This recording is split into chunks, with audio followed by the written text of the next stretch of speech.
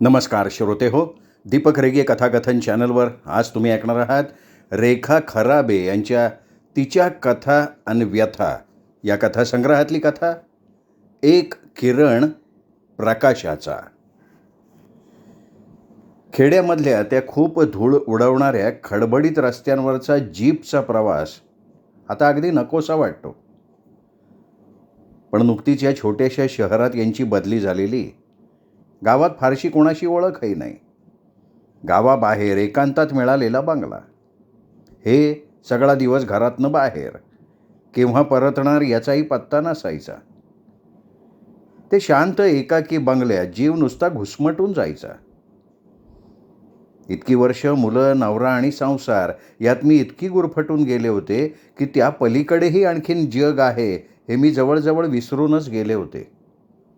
आता मात्र नवरा आपल्या कामात दंग आणि मुलं शिकायला बाहेर. त्यामुळे रिकामा वेळ कसा घालवावा हा प्रश्नच असतो. मग काय, वाचन, टी व्ही, कॅसेट्स ऐकणं, बास. दिनचर्या ही अशीच झालेली. थोडंफार घरकाम किंवा कधी विणकाम वगैरे. जरा देखील बदल म्हणून नाही. म्हणूनच यांना एका सत्कार समारंभाला जायचं होतं. म्हटलं मीही येते. तिथे जवळच एक प्राचीन शिवमंदिर आहे म्हणतात, तर आणायचे तेही बघता येईल म्हणून मग ह्यांच्यासोबत निघाले. खरं तर असल्या साचेबंद कार्यक्रमांचा मला आताशा वैताग आलेला आहे. तोच तो ठराविक कार्यक्रम, शब्दांची थोडीफार उलटापालट झालेली, तीच ती गुळगुळीत भाषणं. मुलं छोटी असताना ठीक होतं. वेळ जाण्याचा प्रश्नच नव्हता. दिवसाला बराचसा वेळ त्यांच्या उस्तवारीतच जायचा. बाबांना मिळणाऱ्या हारतोऱ्यांची त्यांना गंमत वाटायची.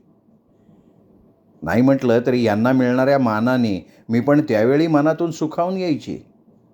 पण आता या सगळ्याचाच कंटाळा आलेला. तरीही मी यांच्यासोबत बाहेर पडले. कुणा आदर्श शिक्षिकेचा यांच्या हस्ते सत्कार होता. नेहमीसारखं स्वागत, चहापान वगैरे सोपस्कार आटोपले. त्यानंतरच मुख्य कार्यक्रम होणार होता. कार्यक्रमाची उत्सव मूर्ती पाहून मात्र खूप बरं वाटलं. खरोखर सत्कार करण्याजोगीच मूर्ती होती ती. चेहऱ्यावर एक वेगळंच तेज होतं. आजूबाजूला वावरणाऱ्या सगळ्यांनाच तिच्याबद्दल आदर, आपलेपण आहे हे पदोपदी जाणवत होतं. अलिप्तपणे कोपऱ्यात बसून मी सारं निरखत होते. मूळचा उजळ पण उन्हाने रापलेला गोल चेहरा, त्यावर टप्पोरे, हसरे, तेजपुंज डोळे, धारदार नाक. त्यावरून तिच्या करारी स्वभावाची कल्पना येत होती. चेहऱ्यावर शांत भाव होता. बोलणंही हळूवार, नेटकं पण ठाम होतं. मी बऱ्याच वेळापासून त्यांचं निरीक्षण करतीये हे बहुतेक त्यांच्या लक्षात आलेलं असावं. अचानक आमची नजरानजर झाली आणि हलकंसं स्मित तिच्या चेहऱ्यावर पसरलं. ते हास्य तर खूप परिचयाचं आहे, नाही मनात ठसलेलं आहे. बांध घातलेल्या पाण्याचा अडसर दूर होताच जसा पाण्याचा प्रवाह मुक्तपणे सैरावैरा वाहायला लागतो, तसंच माझंही झालं. क्षणापूर्वी कुठलाही कसलाही मागमूस नसताना केवळ त्या हास्यानं काळाचे बांध फोडून मला माझ्या बालपणात नेलं. माझ्या मनात दाटलेल्या आठवणींचा प्रवाह नुसता मोकाट वाहत सुटला. परीक्षेच्या आधीपासूनच आम्हाला मामाच्या गावाला जायचे वेध लागायचे. कशीबशी परीक्षा पार पडली की मी आणि दादा दोघंही मामाच्या गावाला पळायचो. तिथे मामे भावंड आमची वाटच पाहत असायची. धाकटीला मात्र आम्ही आमच्यासोबत न्यायला तयार नसायचो. ती आईसोबत नंतर यायची. आम्हाला तिचा पायगोवा नकोच असायचा. आम्ही वाटेल तिथे वाटेल तसे हुंदडणार. तिची आमच्यासोबत येण्यासाठी पिरपीर चालायची. आईसुद्धा ती एवढं म्हणतीये तर घेऊन जा की रे तिला म्हणायची. पण आम्ही मात्र तिला दाद द्यायचो नाही. मामाकडे खूप मज्जा असायची. मोठा चौसोपी वाडा, गाईगुरांचा मोठा गोठा, गावालगतची शेती, आमराई, गडी माणसं असा भला थोरला सरंजाम होता. आम्हाला सगळ्यात मोठं आकर्षण असायचं ना ते नदीचं. गावाच्या बाहेरून नदी वाहायची. फार मोठी नसली तरी एक दोन जागी आम्हा मुलांना पाण्यात खेळता येईल एवढं पाणी नदीत उन्हाळ्यात सुद्धा असायचं. क्वचित कधीतरीच नदीतलं पाणी पूर्ण आटायचं. शिवाय वाडीतली मोठी विहीर, त्यावरची कुई कुई आवाज करणारी मोट, मोटेचा उताराचा रस्ता, त्यावरून मोटेला जुंपलेली बैलजोडी हाकताना मोटकरी मोठमोठ्यानं गाणी गायचा. उतरताना तो लांबशा चऱ्हाटावर बसून जायचा. मग पाणी भरलेली मोट वर येऊन मोठा सुस्कारा सोडल्यासारखा आवाज करत बदा बदा पाणी ओतायची. ते पाहताना ऐकताना खूपच गंमत वाटायची. वाडीत छोटे छोटे पाट काढलेले. त्या पाटातून ते पाणी वाडीभर खेळवणारा आवारी फारच गमत्या होता. कसले कसले पशुपक्ष्यांचे आवाज काढून गमतीशीर नकला करायचा. पलीकडे 5-25 आंब्यांची आमराई होती. आम्हा शहरी मुलांना त्या सगळ्याचंच अप्रूप. ते सारं इतकं आवडायचं की शाळा सुरूच होऊ नये असं वाटायचं. संध्याकाळी घरी परतलं की आजीनी नाही तर मामीनी काहीतरी खायला करून ठेवलेलं असायचं. बहुतेक आजीच आमचं खाणं पिणं उरकायची, कारण त्यावेळी मामी रात्रीच्या स्वयंपाकाच्या तयारीत असायची. आबा टुकू टुकू आवाज करत झोपाळ्यावर वेडा कुटत बसलेले असायचे. जरा जरा अंधारलेलं असायचं. गुरांच्या गळ्यातल्या घंटांचा टाण टाण किण किण असा छोटा मोठा आवाज, कुई कुई असा बारीकसा झोपाळ्याचा आवाज, गुरांचं हंबरणं, तुळशीजवळ तेवणारी पंती, आबांच्या खलबत्त्याचा आणि आजीच्या स्तोत्रांचा आवाज, ते सगळे संमिश्र आवाज इतके आवडायचे की आठवणीसरशी ते आवाज आजही कानात गुंजायला लागतात. खाणी आटोपली की आबा आम्हाला झोपाळ्यावर बसून हलकासा झोका घेत गोष्टी सांगत. कधी ऐतिहासिक, कधी पौराणिक, क्रांतिवीरांच्या, पर्यांच्या, राक्षसांच्या. बाप रे, काय प्रचंड साठा होता त्यांच्याकडे गोष्टींचा. कधी कधी तर एकच गोष्ट 2-3 दिवस पुरायची. रोज आपलं मागच्या पानावरनं पुढे चालू. आबा विचारायचे, काय रे, काल कुठपर्यंत पोहोचलो होतो आपण? मग आमच्यापैकी कोणीतरी आठवून कथेचं सूत्र आबांच्या सुपूर्द करायचं की गोष्ट लगेच सुरू. बाकी आबा गोष्टी मात्र इतक्या रंगवून हावभाव करून सांगत की आम्हाला सगळं खरंच वाटायचं. आबांची गोष्ट संपूच नये असं वाटायचं. पण मग मध्येच बायोला घरची आठवण यायची. ती हळूच खूप आर्जवानं दादाला नाही तर भाऊला म्हणायची, ए, मला घरापर्यंत सोडतोस? बायो आमच्या वाड्याच्या थोडं पलीकडे राहणाऱ्या गोविंद भटजींची मुलगी. त्यांनाही आम्ही मामाच म्हणायचो. खरं तर माझ्याहून ती थोडी मोठीच, दादा भाऊंच्या वयाची. पण माझी आणि तिची फार गट्टी होती. कारण कदाचित वाद न घालता न चिडता ती मी म्हणेन तसं ऐकायची. टप्पोऱ्या डोळ्यांची सरळ नाकेली बायो मला फार आवडायची. भाऊ मनू इतकीच ती देखील सुट्टीत आमच्या गावी येण्याची वाट पाहत असायची. मनू माझ्यापेक्षा थोडी लहान आणि हट्टी, त्यामुळे माझी तिच्यापेक्षा बायोशी जास्त घसट. ती तिघं आणि 1-2 शेजारचे असे आमची 5-7 जणांची गँगच होती. आम्ही सगळे उन्हाळाभर नुसतं हुंदडायचो. झाडावर चढायला पोहायला मला बायोनंच शिकवलं होतं. याशिवाय तिला घरातलंही बरंच काय काय यायचं. मला मात्र त्यातलं काहीसुद्धा येत नव्हतं. मग कधीतरी दुपारी तिच्याकडे जाऊन मी मूग वड्या घालायला, पापड लाटायला, जाड्या भरड्या शेवया करायला शिकले. थोडंफार शिवण कशिदा काढायला मी तिथेच शिकले. बायोची आई लाह्यवाड्या काय छान करायची. सारख्या आपल्या तेलात बुडवून खातच राहावे असं वाटायचं. धुडगूस घालायला आम्हाला तेही घर परकं नव्हतंच. दोन्ही घरं मिळून आमचा गोंधळ सुरू असायचा. सारखी सगळ्यांची बोलणी खायला लागायची. अरे, उन्हात काय हुंदडताय? दुपारचा थोडा वेळ तरी घरात बसून खेळत जा.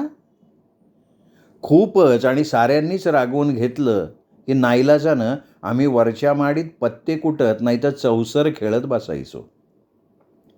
खेळता खेळता आवाजाची पट्टी केव्हा चढायची हे कळायचंच नाही. दुपारच्या झोपेचा पार खोळंबा झाला की मामी जिन्याच्या तोंडाशी येऊन ओरडायची, ए, अरे केवढा आरडाओरडा चाललाय?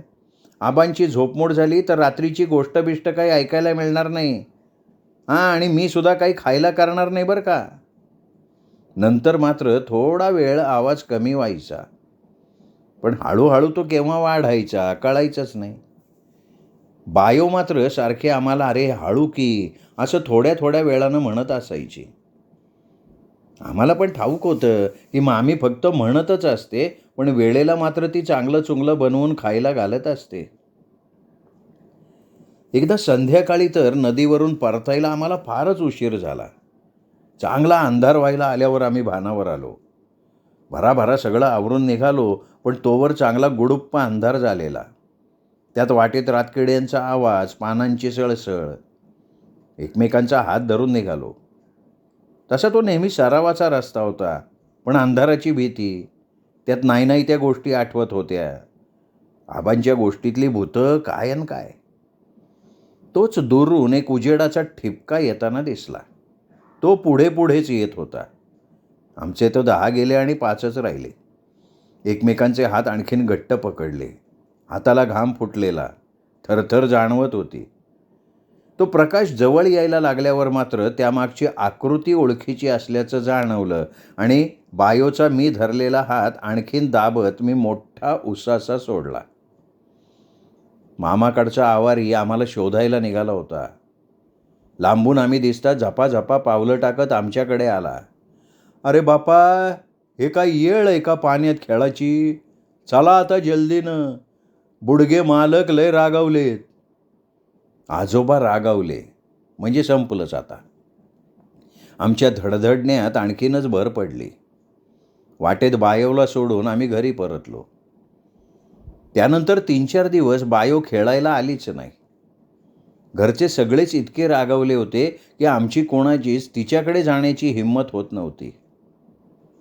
पण मात्र मला राहावेना. शेवटी दुपारी थोडी निर्वानिरव झाल्यावर मी एकटीच बायोकडे गेले. बायो पाळण्यावर बसून कसलंसं पुस्तक वाचत होती. चेहरा निस्तेज वाटत होता. बहुधा आमच्यापेक्षा खूपच जास्त बोलणी तिला खायला लागली असणार किंवा मारसुद्धा. मला तर अगदी धस्स झालं. माझी चाहूल लागताच तिने पुस्तक मिटून बाजूला ठेवलं. चेहऱ्यावर तेच खळीतलं गोड हास्य. पण का कोणास ठाऊक ते हसणं मला बदललेलं वाटलं. "ये ग, बावरलीस का बरं?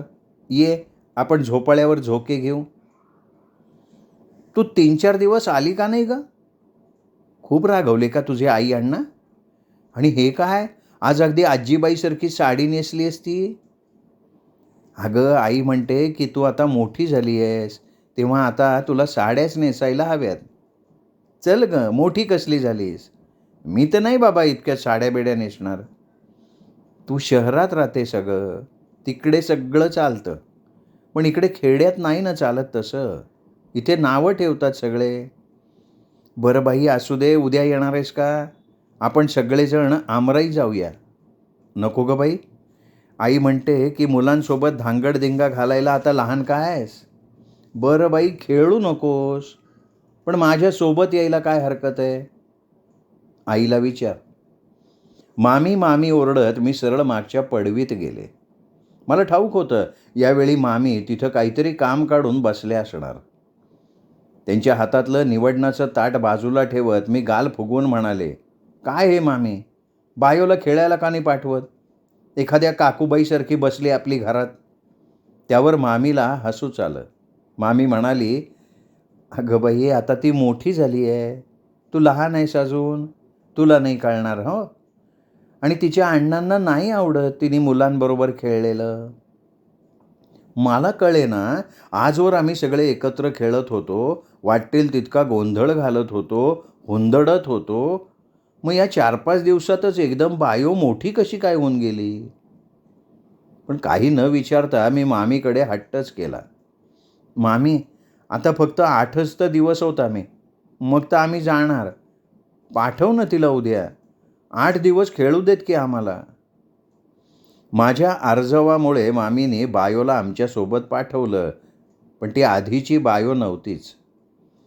खेळता खेळता मध्येच कसली तरी आठवण झाल्यासारखी ती एकदम शांत आणि गंभीर होऊन जायची.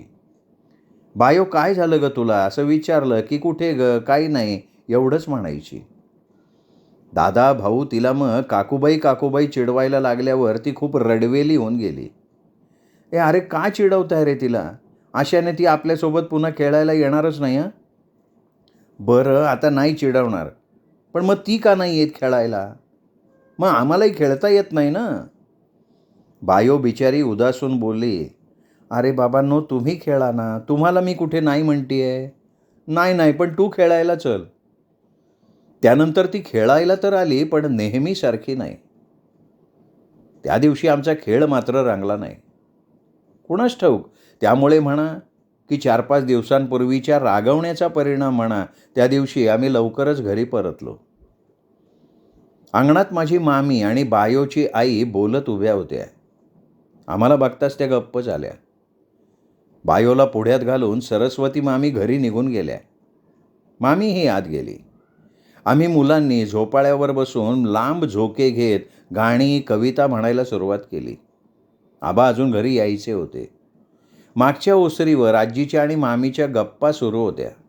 मामी सांगत होती, सरस्वती वहिनीला मुका नातू झालाय बरं का. आत्ता त्या तेच सांगत होत्या. बायोला घ्यायला आल्या होत्या. वाढत्या पोरीला जपायला हवं ना. आजीला काहीतरी खायला मागावं म्हणून मी आत गेले तर मामीचे ते शब्द माझ्या कानावर पडले. मी चटकन विचारलं, मुका नातू म्हणजे काय ग मामी? आणि बायोला घ्यायला कशाला यायला हवं? इथे तर घर आहे तिचं. कळेल ग बाई तुला लवकरच. चला काहीतरी खायला करून देते, भुका लागल्या असतील ना तुम्हाला. मला टाळून मामी आत गेली. आजी पण म्हणूनच उठली, वृंदावनाजवळची पणती आणायला मागच्या अंगणात गेली. मग मीही फारसा पाठपुरावा न करता बाहेर आले.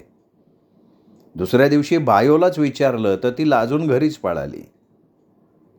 मग तो विषय तिथेच संपला. ती उन्हाळ्याची सुट्टी संपवून आम्ही आमच्या गावाला परतलो. नंतरच्या वर्षी दादाचे 10वीचे क्लासेस म्हणून मामाच्या गावाला जाता आलंच नाही. नंतर 12वी म्हणून, नंतर माझी 10वी 12वी म्हणून, तर कधी आजी आजोबा तर कधी मामा मामी आमच्याकडे आले म्हणून. या ना त्या कारणानं पुढे गावी जाता आलंच नाही. आजीकडूनच कळलं होतं की बायोचं लग्न झालं. लांबच्या नात्यातल्या खात्यापित्या घरी तिला दिलं होतं. पण तिचा नवरा पायाने आधू होता. फारसा शिकलेलाही नव्हता. हे ऐकून खूप वाईट वाटलं होतं. त्यावेळी मी कॉलेजच्या पहिल्या वर्षाला होते. बायोच्या अण्णांचा मला खूप राग आला होता. आईजवळ मी तो व्यक्तही केला होता. आई, का ग मामांनी असं केलं? मामीने तरी अशा अपंग मुलाबरोबर बायोचं लग्न कसं करू दिलं? आता कसं होईल ग त्या बायोचं? काय व्हायचंय ग? आधीच 2 मुलींची लग्न कशी तरी उरकलेली, पुन्हा हे लग्न. शिवाय दोन्ही मुलांची शिक्षणं व्हायची आहेत अजून. थोडीशी शेती आणि खेड्यातली भिक्षुकी, ती काय चालणार ग? खातं पितं घर बघून आणि लग्नाला फारसा खर्च येणार नव्हता म्हणून दिली असेल वहिनींनी परवानगी. त्या तरी काय करणार ग बिचाऱ्या? नाईलाजाने निर्णय घेतला असेल त्यांनी. घरी खाण्यापिण्याची जन्मभर ददात नाही आहे, हे काय कमी झालं का? शी, आई देखील असा विचार करते? पोटभर खायला मिळणं म्हणजेच काय सर्वस्व असतं? बिचाऱ्या बायोच्या मनाला होकार देताना किती वेदना झाल्या असतील. कदाचित तिचं मत कोणी विचारलंही नसेल. तिला स्वतःहून काही बोलताही आलं नसेल. नुकतीच कॉलेजला जाऊ लागल्यानं स्त्री स्वातंत्र्य, स्त्री मुक्ती वगैरे सारखे नवनवे विचार कानांवर पडत होते, वाचनात येत होते. त्यामुळे माझे विचारही बदलायला लागले होते. बरेच दिवस बायोच्या लग्नामुळे मी अस्वस्थ होते. त्याशिवाय त्यावेळी माझ्या हातात काही नव्हतं. माझ्या बालमैत्रिणीसाठी मी काहीही करू शकत नव्हते. खूप असहाय्य वाटलं होतं मला त्यावेळी. एक मात्र मनाशी पक्क ठरवलं होतं, लग्न करताना पाहून पारखून आपल्या पसंतीनेच लग्न करायचं. पुढे कॉलेजच्या रंगीबेरंगी दुनियेत, अभ्यासाच्या व्यस्ततेत, नवनव्या मित्रमैत्रिणींच्या सोबत हसण्या खेदळण्यात, त्या मोरपंखी तारुण्याच्या धुंदीत आणि पुढे तर या संसाराच्या रामरागाड्यात बायो थोडी आठवणीतनं बाजूला पडली. तिचा विसर पडला असं मी नाही म्हणू शकणार. तिची आठवण मनाच्या खोल कप्प्यात कुठेतरी दडली गेली. म्हणून तर आज पाहता क्षणी ती आठवण उसळी मारून वर आली. इतक्या वर्षांनंतरही त्या हास्यावरनं मी बायोला ओळखलेलं होतं. तिच्याबद्दल बरंच काही बोललं जात होतं. आपल्याच भूतकाळात हरवलेल्या मला त्यातलं काही कळत होतं, बरंचसं नव्हतं. पण एवढं मात्र त्यातून कळलं होतं की ती केवळ चांगली शिक्षिकाच नाही, तर चांगली समाजसेविकाही आहे. निराधार मुली, स्त्रियांसाठी बरंच काही केलेलं आहे. त्यांच्या शिक्षणाची, तसंच व्यवसाय शिक्षणाची सोय करून त्यांना स्वतःच्या पायावर उभं राहायला, आर्थिक पाठबळ मिळावं म्हणून तिने निस्वार्थीपणे अनेक योजना राबवल्या होत्या. म्हणूनच जमलेल्या लोकांच्या नजरेत तिच्याबद्दल आदराची, आपलेपणाची भावना दिसत होती. टाळ्यांच्या कडकडाटानं मी भानावर आले.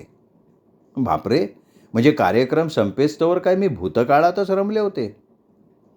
बायोच्या भोवती बरीच गर्दी होती. जरा गर्दी कमी होताच बालपणीच्या उतावळेपणानं धावतच मी तिच्याकडे गेलं.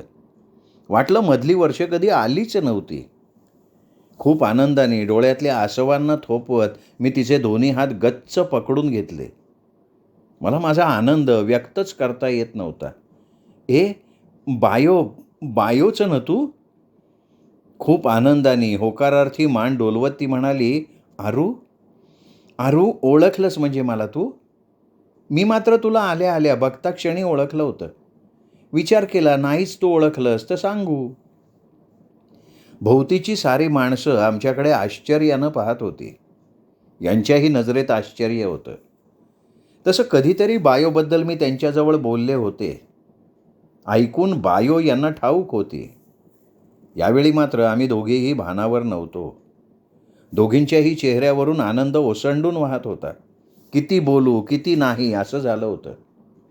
त्या दिवशी बायोनं आम्हाला सोडलंच नाही. जेवायला घरीच घेऊन गेली.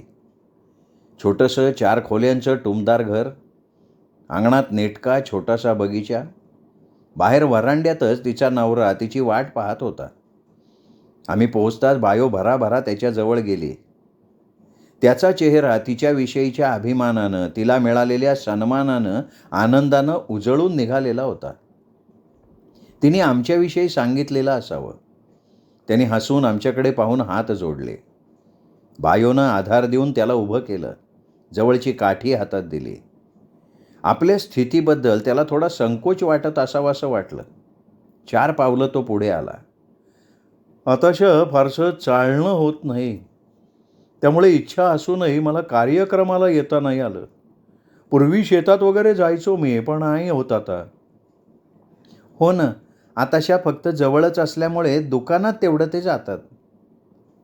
बैठकीत त्या दोघांच्या गप्पा चालू होत्या. आम्ही दोघे आत गेलो. मी हातपाय धुवून तयार झाले. बायोचा चहा तयार झाला होता. आम्ही चौघांनी बैठकीतच गप्पा मारत मारत चहा घेतला. गप्पा संपतच नव्हत्या.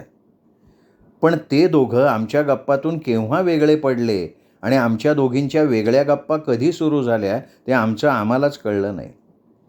साऱ्या जुन्या नव्या आठवणींना उजाळा मिळाला. आम्ही गप्पात इतक्या रंगून गेलो की अवतीभोवतीचं जगच जणू विसरूनच गेलो. श्रीपतींच्या आवाजानं आम्ही भानावर आलो. काय मृदुल, आज काय पाहुण्यांना उपाशी ठेवायचा विचार आहे का काय? तुमच्या दोघींचं ठीक आहे ग, गप्पांनी तुमचं पोट भरलं असेल, पण आमच्या पोटापाण्याची काही करा की व्यवस्था. अगं बाई, खरंच की. आरू, चल आपण स्वयंपाकघरात बसूनच गप्पा मारू, दोन्हीही कामं होतील.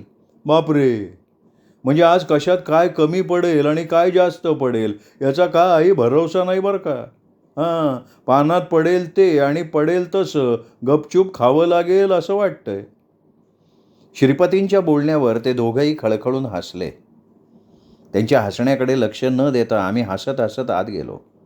बायोचे हात भराभरा चालत होते. मी पण तिला जमेल तशी मदत करत होते. गप्पा, हसणं सुरूच होतं. बायोचं सारंच काम किती व्यवस्थित होतं. प्रत्येक वस्तू कशी जागच्या जागी. तिच्या नीट सराईत हालचाली बघता बघता माझी तंद्रीच लागली. मला तसं एकटक बघताना बघून तिला हसूच आलं. अगं इतकं काय निरखून बघतीयेस आणि बोलता बोलता गप्प का झालीस? केव्हाची मीच आपली बडबडतीये. तू बोल की तुझ्याबद्दल काहीतरी. अगं बोलण्यासारखं विशेष असं काहीच नाही गं फारसं. सरळ ग्रॅज्युएट झाले, लगेच चांगला पगारदार हुद्देवाला नवरा बघितला, लग्न झालं. सरळ सोड सामान्य जीवन गं माझं.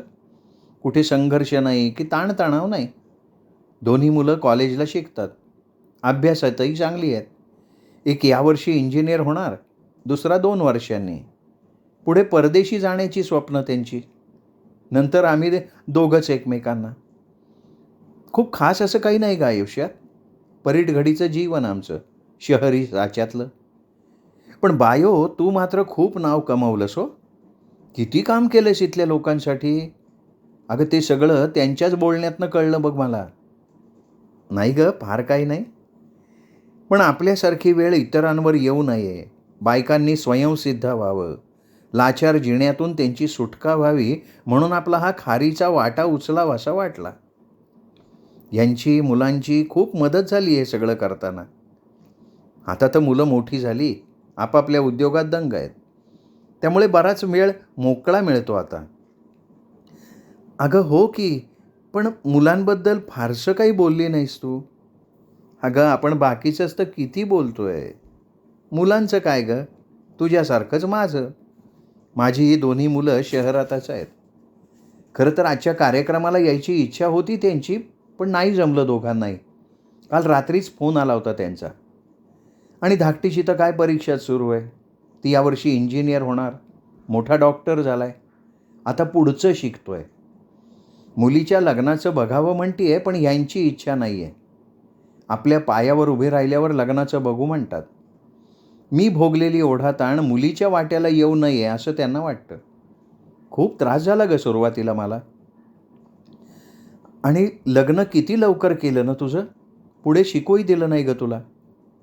काय करणार गं, परिस्थितीच तशी होती. म्हणून तर 12वी झाल्यावर घरीच बसायला लागलं मला. बाबांना तर मी नोकरी केलेलीही आवडत नव्हती. तरी नाईलाजानं 2 वर्ष नोकरी केली मी आमच्या शाळेत. मग हे स्थळ आलं आणि लगेच लग्नही झालं. लग्नानंतर शिकलीस तू? अगं हो की.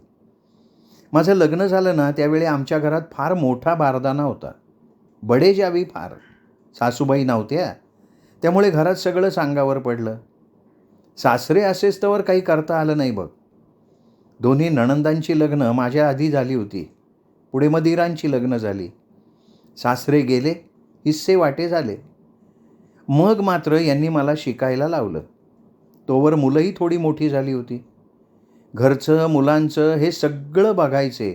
खूप मदत झाली मला त्यांची. अगं पण गावी शेतीवाडी होती ना तुमची, मग इकडे कधी आलात? माझ्या शिक्षणासाठी म्हणून आम्ही इथे आलो गं. सगळी शेती करायला दिली. इथे छोटंसं दुकान सुरू केलं. हळूहळू त्यात जम बसला. माझं शिक्षण संपलं आणि इथेच नोकरीही मिळाली. नंतर मग हळूहळू आम्ही घर बांधलं, दुकान वाढवलं. आता तर अगदी थोडीशी शेती ठेवून बाकी सगळी विकून टाकली. खपणार कोण गं तिथे. तेव्हा मात्र खूप ओढाताण झाली. आता आठवलं की वाटतं कसं काय करू शकलो आपण सगळं. माझ्या इतकाच त्रास यांनी सुद्धा सोसला. सगळं गाडं छान सुरळीत मार्गी लागल्यावर अलीकडे यांनीही आपली अर्धवट राहिलेली डिग्री पूर्ण केली बरं का. खरंच सांगते आरू तुला, यांच्या आग्रहानं आणि आधारामुळं सगळं करणं शक्य झालं बघ आजवर. घरच्यांनी बाहेरच्यांनी सुरुवातीला खूप नावं ठेवली, भरपूर तोंडसुख घेतलं. पण यांनी मात्र सदैव मला खूप धीर दिला, प्रोत्साहन दिलं. ह्यांचा भक्कम आधार होता पाठीशी, म्हणूनच सगळं शक्य झालं. मला नवलच वाटलं. हा असला अपंग माणूस, पण त्याची केवढी ही हिंमत. नाहीतर बायकांना स्वतःच्या पुढे जाऊ द्यायला किती पुरुष तयार असतात. आडसर घालायला मात्र नेहमी तयार. अपंग माणसानं जाणून बुजून माझ्या इतक्या चांगल्या मैत्रिणीशी लग्न केलं म्हणून बायोच्या नवऱ्याविषयी जी आढी माझ्या मनात होती ती कुठल्या कुठे नाहीशी झाली. ऐकून मला खूप बरं वाटलं. इतकंच नाही तर त्यांच्याविषयी मला आदर वाटायला लागला. खरं सांगू का बायो, तुझं लग्न अशा अपंग माणसाशी ठरल्याचं कळल्यावर खूप वाईट वाटलं होतं ग मला. खूप रागही आला होता. वाटलं होतं हा माणूस आपलं अपंगत्व का विसरला? का विसरला अपंगत्व तुझ्याशी लग्न करताना? जाम चिडले होते मी त्यावेळी तुझ्या नवऱ्यावर आणि तुझ्या बाबांवर सुद्धा.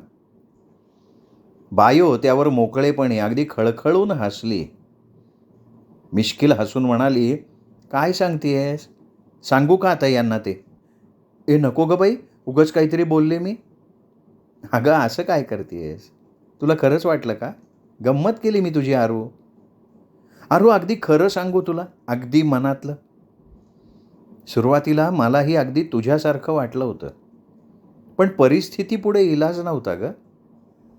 पण ह्यांना भेटल्यावर, त्यांचा स्वभाव कळल्यावर मात्र एवढ्या एका बाबीकडे मी दुर्लक्षच केलं. इतका विचारी, समजूतदार माणूस मला दुसरा मिळालाही नसता कदाचित. आपण आपल्या हातापायानं दुर्बल आहोत याची जाणीव त्यांनाही होती. ज्या गोष्टी करणं त्यांना शक्य नव्हतं ते सगळं करण्यासाठी त्यांनी मला प्रोत्साहन दिलं.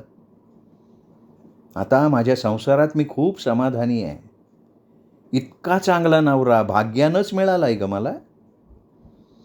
बायो खूप भारावून बोलत होती. आवाज भरून आला होता. डोळ्यात आसवं दाटली होती. तेवढ्यात बाहेरून पुकारा झाला, अरे काय आटोपलंय का नाही? पोटातल्या कावळ्यांना आता काही धीर धरवत नाही बुवा. बायोनं डोळे टिपले. स्वयंपाक जवळजवळ झालाच होता. मी पानं घेईस्तोवर बायोनं घाईत भजी तळली.